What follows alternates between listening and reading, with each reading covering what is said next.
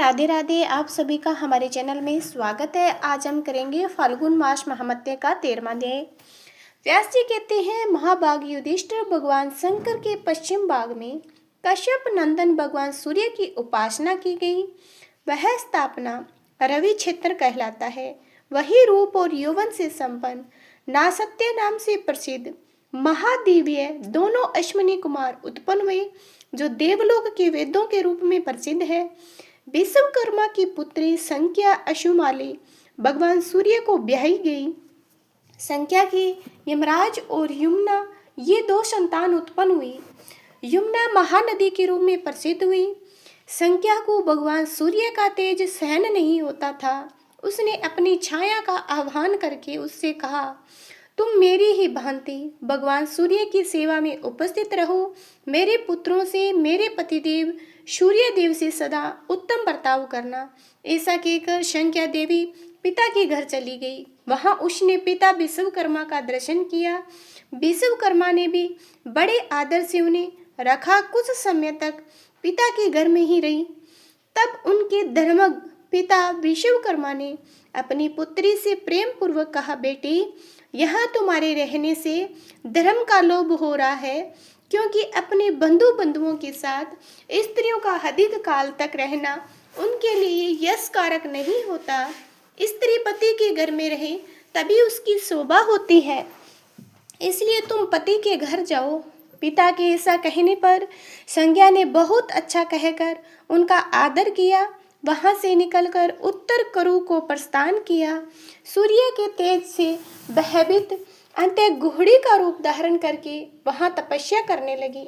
इधर भगवान सूर्य ने अपनी दूसरी पत्नी को संज्ञा ही समझकर उसके गर्भ से 2 पुत्र, एक सुंदर कन्या को जन्म दिया। छाया अपने संतानों के प्रति जैसा प्रेम पूर्वक बर्ताव करती थी, वैसा संज्ञा की कन्या एवं पुत्रों के साथ नहीं करती थी। लाड प्यार, भोजन आदि में प्रतिदिन भेदभाव करती थी। यमुना ने तो उसके इस बर्ताव को सह लिए, किंतु यमराज से नहीं सहा गया, क्योंकि उन्होंने पिता के समीप जाकर प्रणाम पूर्वक कहा, तातः यह मेरी माता नहीं है। यह सुनकर भगवान सूर्य ने छाया संज्ञा को बुलाकर कहा, देवी, संज्ञा कहाँ चली गई? उनके बार बार पूछने पर भी जब उसने नहीं बताया, तब वे क्रोध में आकर श्राप देने को तत्पर हो गई। इससे भयभीत होकर उसने सब वृतांत ज्यों का त्यों बता दिया। यथार्थ बात ज्ञात होने पर सूर्यदेव विश्वकर्मा के घर चले गए। विश्वकर्मा से उन्होंने संज्ञा के विषय में पूछा। बोले, देव, संज्ञा आपके भेजने से मेरे घर आई है अवश्य, किंतु मैंने उसे पुनः वहीं पर भेज दिया। यह सुनकर भगवान सूर्य ने समाधि में स्थित होकर देखा तो संज्ञा घोड़ी का रूप धारण करके उत्तर करु में तपस्या कर रही थी। उन्होंने ध्यान के द्वारा समझ लिया कि तेज से ऐसा यह होने के कारण वह मेरी ओर देखने में समर्थ नहीं हो सकी। आज 50 वर्ष व्यतीत हो गई। उसने पृथ्वी पर जाकर तपस्या की है। तब भगवान सूर्य शीघ्रता पूर्वक संज्ञा के पास गए। उस समय वे धर्मायणपुर में आकर तपस्या में संलग्न थी। भगवान सूर्य को आया देखकर सूर्य पत्नी संज्ञा पुनः घोड़ी के रूप में स्थित हो गई। तब भगवान सूर्य भी असभ हो गए। फिर उन दोनों का मिलन हुआ। इससे वे दोनों अश्विनी कुमार जुड़वे प्रकट हुए। उनके दाहिने खुर से पृथ्वी विदन हो जाने के कारण वहां से एक कुंड बन गया और उसमें जल प्रकट हो गया। इसी प्रकार पिछले चरणों से भी एक दूसरा कुंड बन गया। उसमें स्नान करने से मनुष्य सब पापों से मुक्त हो जाता है। उसका शरीर क्रोध आदि रोगों से पीड़ित नहीं होता। हे राजन, इस प्रकार तुमने अश्विनी कुमारों की उत्पत्ति का वृतांत बताया। देवताओं ने कहा, भगवान सूर्य को वकुल वन के स्वामी के रूप में स्थापित किया। साथ ही वहां संज्ञा रानी और दोनों अश्विनी कुमारों की भी स्थापना की। जो मनुष्य इंद्रियों को संयम में रखकर श्रद्धा पूर्वक सूर्य कुंड में स्नान करता है, वह महानक में पड़े हुए पितरों का भी उद्धार कर देता है। जो श्रद्धा पूर्वक देवताओं और पितरों का तर्पण करके उस कुंड का जल पीता है, उसका पुण्य कोटि गुना होता है।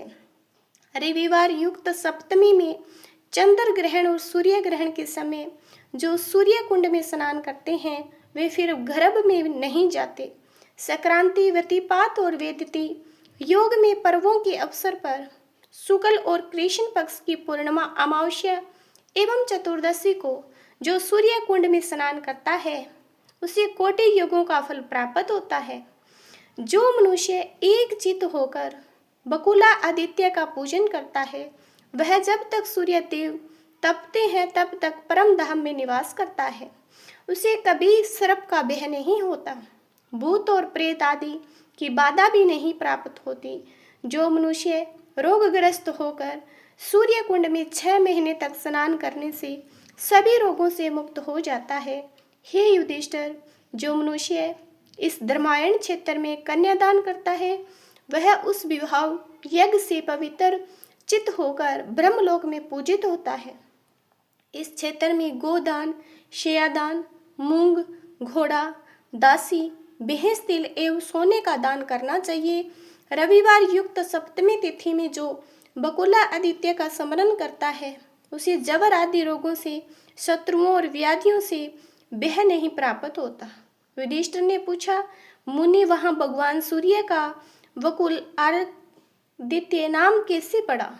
तब व्यास जी बोले, राजेंद्र, जब संज्ञा रानी ने भगवान सूर्य की प्राप्ति तथा उनके तेज की शांति के लिए एकचित होकर बकुल आदित्य वृक्ष के नीचे तपस्या की, उस समय वृक्ष के नीचे आकर भगवान सूर्य बहुत शांत हो गए।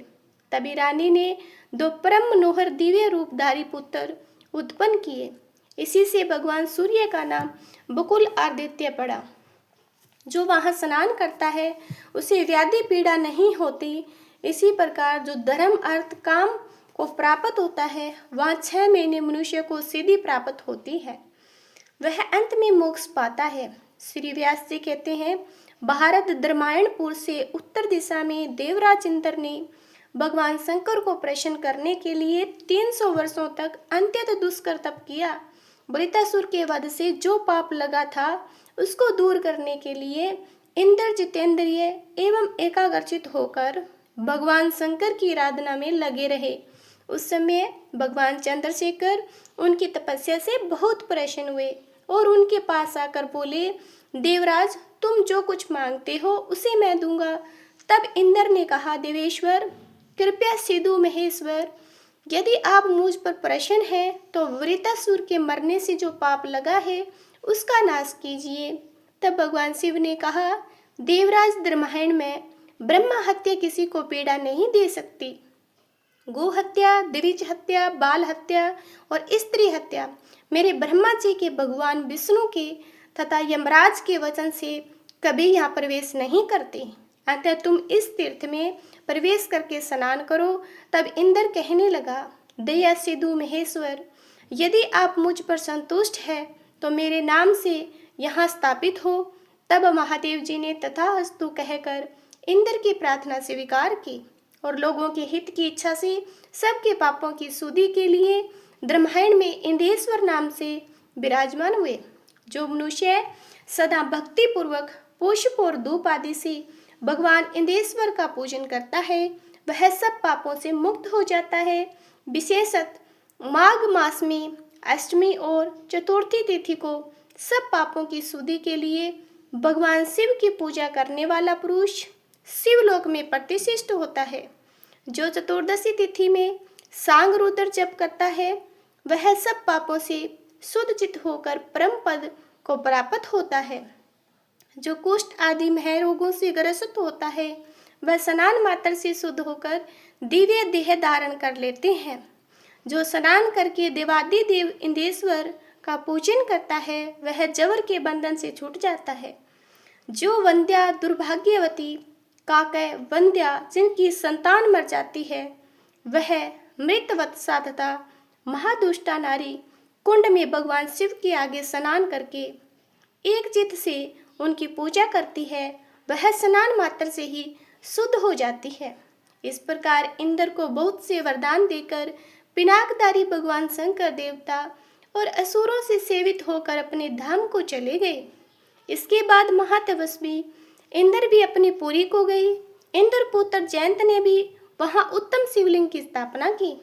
उस लिंग में स्थित भगवान शिव जयंत के द्वारा अपनी स्तुति सुनकर सदा उन पर संतुष्ट रहते हैं। राजन, वहां दराक्षेत्र नामक तीर्थ है जिसमें देव महाजन नामक उत्तम तड़ावक शोभा पाते हैं। आश्विनी कृष्ण चतुर्दशी के दिन उसमें स्नान और जलपान करके मनुष्य सब पापों से मुक्त हो जाता है। विधि पूर्वक उपवास करके देवेश्वर भगवान शिव की पूजा करने से शाकिनी, डाकिनी, बेताल, पितर, ग्रह और नक्षत्र पीड़ा नहीं देते। वहाँ सांग रुद्र जप करने से सब पापों से छुटकारा मिल जाता है। अनेक प्रकार के रोग नष्ट हो जाते हैं। और त्रेता युग की बात है, लोहा असुर नामक एक मदोमंत राक्षस ब्राह्मण का वेश धारण करके सदा ब्रह्मायण में क्षेत्र में आता वहां के धर्मज्ञ ब्राह्मणों को सताया करता था। वह उस क्षेत्र के रुद्रों, शूद्रों और वेश्यों को दंडों से पीड़ता था, यज्ञ आदि को विध्वंस करता, होम की सामग्री खा जाता। वहां की वेदी और बावली आदि को देखकर वह मोहवश उन सबको अपवित्र कर दिया करता था। उस स्थान में जो पुण्य भूमि थी उसे लोहासुर ने मलमूत्र डालकर गंदा कर दिया। उसके डर से व्याकुल होकर सब ब्राह्मण परिवार सहित सभी दिशाओं में भाग गए। वैसे भी भयभीत होकर ब्राह्मणों के ही पीछे चले गए। महान भय से व्याकुल हो दूर जाकर सब शूद्रों और ब्राह्मणों के साथ मिलकर वेश्यों ने कुछ विचार किया और सब एकमत होकर परम पवित्र मुक्तारायण नामक निर्जन वन में चले गए। वहां थोड़ी ही दूर पर उन्होंने निवास बनाया और उस गांव को वंचित नाम से बसाया। वह गांव संसार में शंभु ग्राम के नाम से विख्यात हुआ। इसके बाद भय से भागे हुए कुछ वेश्यों ने थोड़ी दूर जाकर मंडल नाम से एक गांव बसाया। कुछ वेश्ये ब्राह्मणों के युद्ध से अलग होकर किसी दूसरे मार्ग में जा पहुंचे और ब्रह्मायण से थोड़ी ही दूर जाकर इस चिंता में पड़े कि हम लोग कहाँ चले गए, और वहाँ उन्हें अंडालज नाम से प्रसिद्ध एक गांव बसाया। जिस गांव का आदि निवासी वैश्य जिस नाम से प्रसिद्ध था उसी नाम से उस गांव की प्रसिद्धि हुई। सब वैश्य और ब्राह्मण भय से व्याकुल होकर मोह को प्राप्त हुए, इसलिए उन्होंने अपनी निवास भूमि का नाम मोहमयी रखा। इस प्रकार सब लोग ब्रह्मायण से दसों दिशाओं की ओर पलायन कर गए। ब्राह्मण और वैश्य कोई भी ब्रह्मायण में नहीं ठहर सके। उस समय सब तीर्थों का भूषण रूप परम दुर्लभ ब्रह्मायण क्षेत्र उजाड़ हो गया। लोहासुर ने उसकी बड़ी दुर्दशा कर डाली।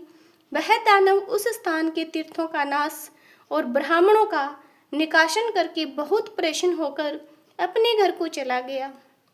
आज का अध्याय यहीं पर समाप्त होता है। अगर आप आगे का अध्याय सुनना चाहते हैं तो चैनल को जरूर सब्सक्राइब करना। कमेंट में जय जय हर हर महादेव जरूर लिखना।